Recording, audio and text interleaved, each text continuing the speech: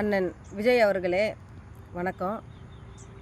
உங்களை நான் அரசியல் ரீதியாக கருத்தியல் ரீதியாக விமர்சனம் செய்யறதுல தவறு எதுவும் இல்லை. ஆனால் அந்த விமர்சனத்தில் உங்களை நான் தனிப்பட்ட முறையில் ஒருமையில் பேசுனதுக்கும் உங்களுடைய தனிப்பட்ட வாழ்க்கை குறித்து ஒருமையில் பேசுனதுக்கும் இந்த நேரத்தில் அண்ணன் விஜய் அவர்கள்கிட்ட நான் நிபந்தனையற்ற மன்னிப்பை கூறுகிறேன். ஏற்கனவே திருவள்ளூர் மாவட்டம் மோவூர் கிராமத்தை சேர்ந்த 17 வயது சிறுமி சௌமியா என்ற உங்களுடைய தீவிர ரசிகை 75% தீக்காயங்களோடு உங்ககிட்ட உதவி கேட்டிருந்தாங்க காணொலி வாயிலாக. அந்த தங்கையின் சார்பாக நாங்களும் உங்களுக்கு எங்களுடைய அமைப்பு சார்பாக உங்களுக்கு ஒரு கோரிக்கை வைத்தோம்.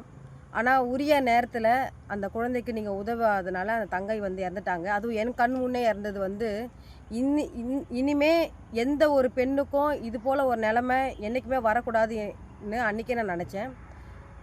ரெண்டாவதாக இன்றைக்கி தற்போது சென்னை ரிப்பன் பில்டிங் எதிரில் ஒரு அன்னச்சத்திரம் கட்டியிருப்பாங்க. பல நூற்றாண்டுகளுக்கு முன்பாக கட்டியிருந்த அந்த அன்னச்சத்திரத்துடைய வகாயராக்கள் இன்றைக்கி அந்த குடும்பத்தை சேர்ந்த அந்த தாயும் உங்களுடைய தீவிர ரசிகை, அந்த தாயோடைய பையன் அவங்களும் உங்கள் மேலே பித்து உங்கள் மேலே பைத்தியம். கணவனால் கைவிடப்பட்ட குடும்பம் அது.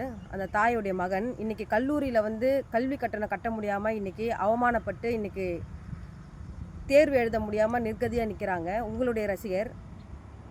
ரெண்டாவதாக உங்களுக்கு இந்த ஒரு கோரிக்கை முன்வைக்கிறேன். உங்களுடைய ரசிகர் அந்த இளைஞனை உங்கள் இயக்கத்தின் சார்பாக அண்ணன் விஜய் அவர்கள் அந்த கல்வி கட்டணத்தை கட்டி அந்த இளைஞனை படிக்க வைக்கணும்னு இந்த நேரத்தில் உங்களுக்கு கோரிக்கை விடுக்கிறேன். அவங்களுடைய குடும்பத்தாருடைய எதிர்காலத்தை கருதியும் அந்த இளைஞனுடைய எதிர்காலத்தை கருதியும் இந்த காணொலியில் அவங்க சம்மந்தப்பட்ட தகவல்களை நான் சொல்ல விருப்பப்படலை. அவங்க இருக்கக்கூடிய மாவட்டத்தில் உங்களுடைய தமிழக வெற்றி கழகத்துடைய மாவட்ட செயலாளர் அவங்கள அணுகுவாங்க.